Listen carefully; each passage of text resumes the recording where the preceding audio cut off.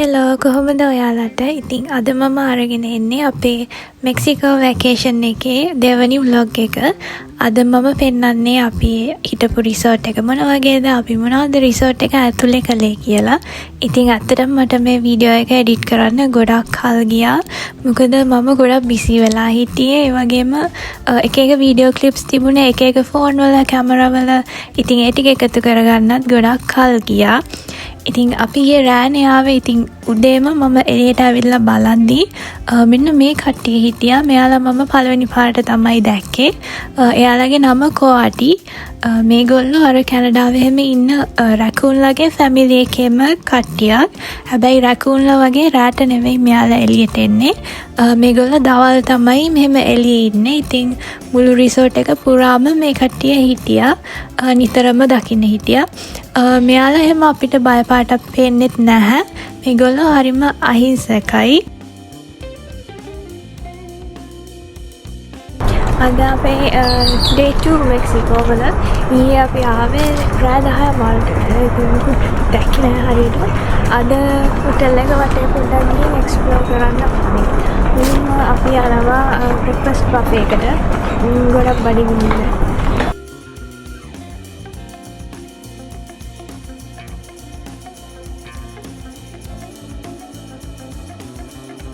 ඊළඟට බ්‍රෙක්ෆාස්ට් එක ගැන කිව්වොත් අපි බුක් කරපු රිසෝට් කොම්ප්ලෙක්ස් එකක්. ඉතින් අපි බුක් කරපු රිසෝට් එකට අපිට තව රිසෝට් දෙකක් ඇක්සස් කරන්න හම්බ වුණා. ඉතින් ඒ නිසා අපි එක එක දවසේ එක එක බෆේ වලින් කෑවා. එතකොට තව රෙස්ටොරන්ට් තිබුණා. කෑම නම් ගොඩක් එක එක ජාති වල ගොඩක් choices තිබුණා. හැබැයි කෑම වලට මම එච්චර ආසුනේ නැහැ. මොකද අර හිතාගෙන ගිය තරම් කෑමවල එහෙම රසක් තිබ්බේ නැහැ. මේ රෙස්ටොරන්ට් එක ඇත්තටම අපි එක්ස්ට්‍රා පේ කරලා යන්න ඕනේ රෙස්ටොරන්ට් එකක්. මං හිතන්නේ ඒක per person USD 75ක් වගේ තමයි ගාන උනේ. මේකේ dinner and dance එකක් තියෙන්නේ. ඒක හරිම happening රෙස්ටොරන්ට් එකක්. කෑම නම් ඉතින් ලොකු විශේෂයක් නැහැ. මේ බැම්බු කියන රෙස්ටොරන්ට් එක නම් මං ආස වුණා. ඒක ජැපනීස් රෙස්ටොරන්ට් එකක්. ඒකට එක්ස්ට්‍රා පේ කරන්න උනේත් නැහැ. මෙහි හැමතැනම තිබුණේ හරිම ෆැමිලිය ගස්. අපි ලංකාවෙත් අර ගෙදර හිටවන ගස් එහෙම ගොඩාක් තිබුණා. ඉතින් මට ලංකාව ගොඩක් මතක් වුණා ඒ ගස් දැක්කම.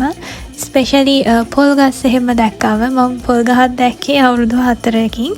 ඉතින් මෙන්න මේ රත් මල්, එතකොට මේ වද මල් එහෙම ඒවා අපේ ලංකාවේ හැම ගෙදරකම වගේ තියෙන ඒවා. ඉතින් මට මෙන්න මේ ගසත් අපේ ගෙදර තිබුණා. ඉතින් මට මිස් වුණා ලංකාව. ඇත්තටම මේ රිසෝට් එක බුක් කරද්දී මම හිතුවේ නැහැ මේකට මම මෙච්චර ආස වෙයි කියලා. ඒ කියන්නේ මේකේ තිබුණ ආකිටෙක්චර් එක අර නේචර් එකත් එක්ක බ්ලෙන්ඩ් කරලා මේ වහලට අර පන් වගේ දේවල් දාලා තිබුණේ. එතකොට එළියේ ඉඩ ගොඩාරියක් තිබුණා.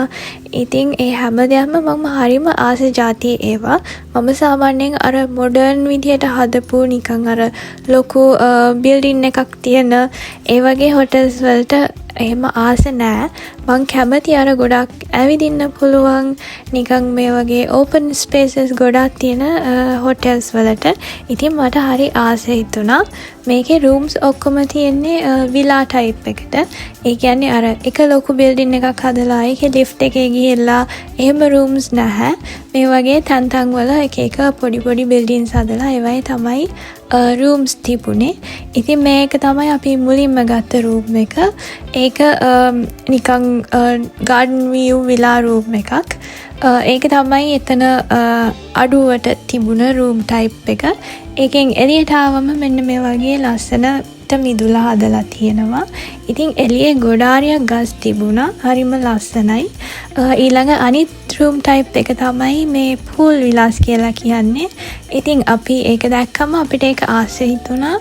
ඒ නිසා අපි ඒක තව 2 nights වලට අප්ග්‍රේඩ් කරගත්තා. ඒක නම් හරිම ලස්සනයි. ගොඩක් ස්පේෂියස්. ඒ වගේම මේකේ ඕපන් ෂවර් එකකුත් තිබුණා. තව විශේෂම දේ තමයි මෙන්න මේ කැනල් එකේ පදින්න අපිට ඒකේ ප්‍රයිවට් බෝට් එකකුත් තිබුණා. මේ රිසෝට් කම්ප්ලෙක්ස් එක වටේටම ඒගොල්ලෝ හදපු ලස්සන කැනල් එකක් තිබුණා. මෙන්න මේ වගේ. ඒකේ බෝට් එකකුත් යනවා. ඒ බෝට් රයිඩ් එකට ඉස්සර පේ කරන්න ඕන වෙලා තිබිලා තියෙනවා. හැබැයි දැන් ඒක ෆ්‍රී. ඉතින් අපිත් ඒකේ ගියා. ඒක මේ කැනල් එකේ රිසෝට් එක වටේටම එකයි යනවා. එතකොට අපිට මුළු රිසෝට් කම්ප්ලෙක්ස් එකම ලස්සනට බලා ගන්න පුළුවන්. මේකේ රිසෝට් කම්ප්ලෙක්ස් එකේ රිසෝට් 5ක් තියෙනවා. ඉතින් ඒ පහම අපිට ලස්සනට පෙනුණා මේ බෝට් රයිඩ් එකේදී. ඒ වගේම තමයි ඔයාලට පේනවා ඇති මේකේ මේ ලස්සන බ්‍රිජ් හදලා තියෙනවා. ඒවා හැම එකක්ම මේ වගේ උඩට උස්සලා හදලා තියෙන්නේ මේ බෝට් එකට යන්න ඕනේ නිසා. මගේ මේ ව්ලොග් එක ටිකක් දිගට ආවා. මොකද මට ඇත්තටම මේක මෙමරි එකක් විදියටත් අර අපි හිටපු තැන් ඔක්කොම ඉන්ක්ලූඩ් කරන්න ඕනි වුණා. ඉතින් මේක ඒත් විනාඩි 15ක් තියෙනවා. සමහර විට ඔයගොල්ලන්ට බෝරින් වෙයි. එහෙම වුණත් ස්කිප් කරලා බලන්න.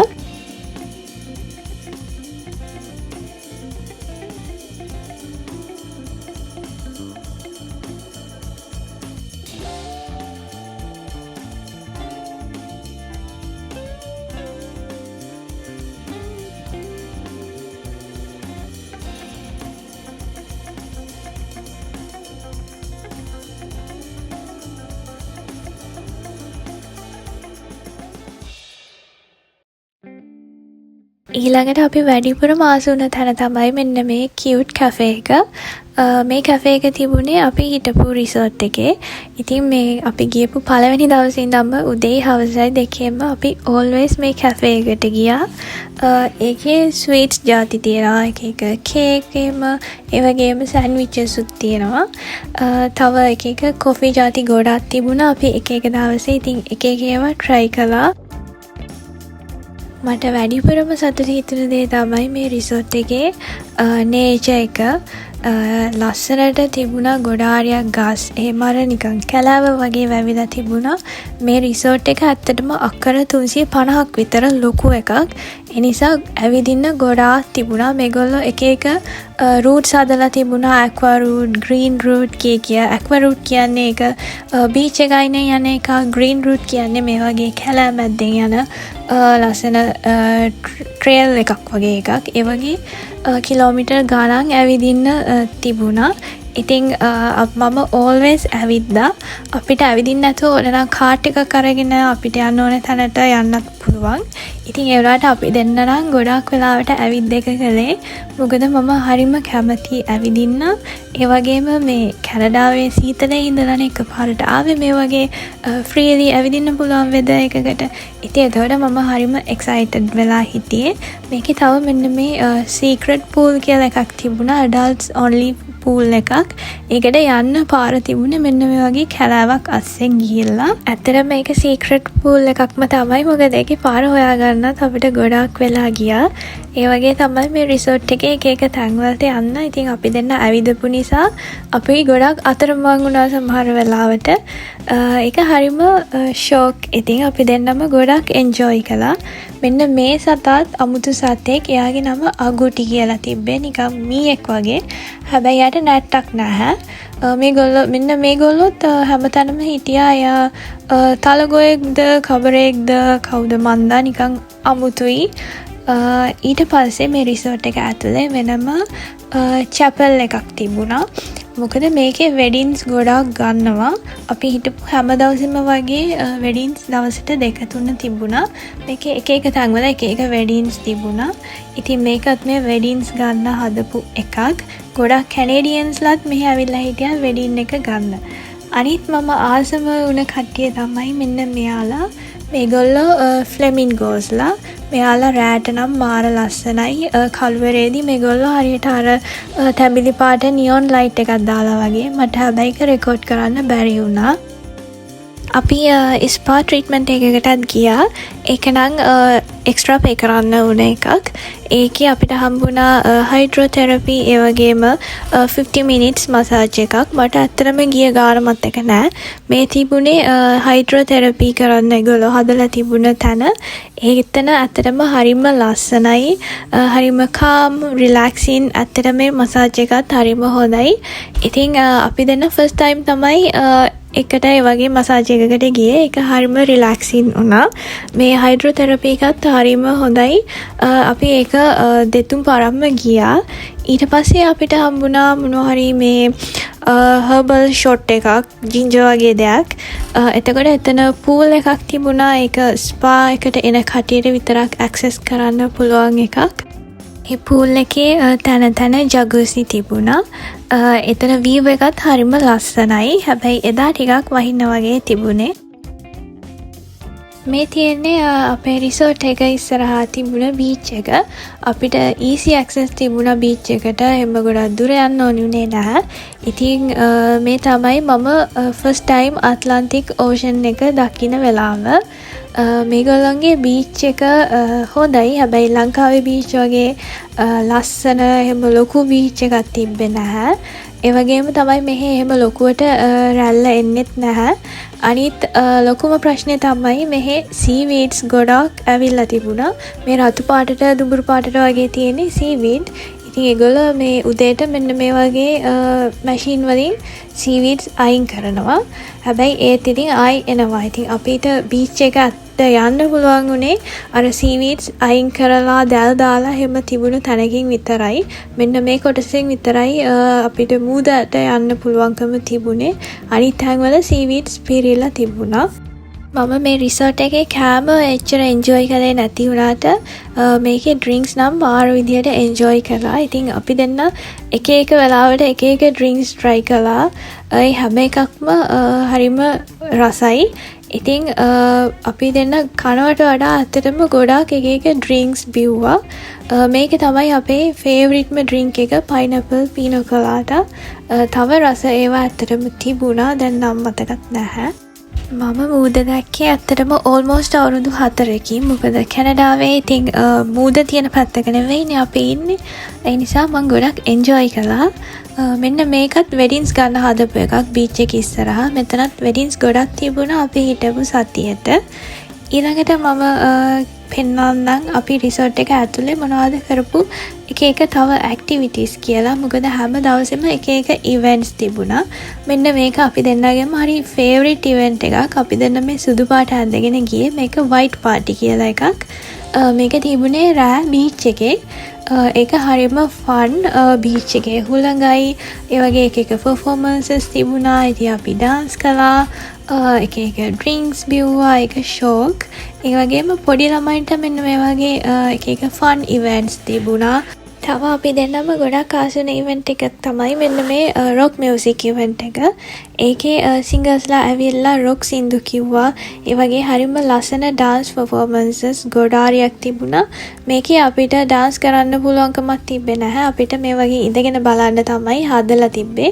ඒ වුණාට ඒක හරිම ලස්සනට තිබුණා.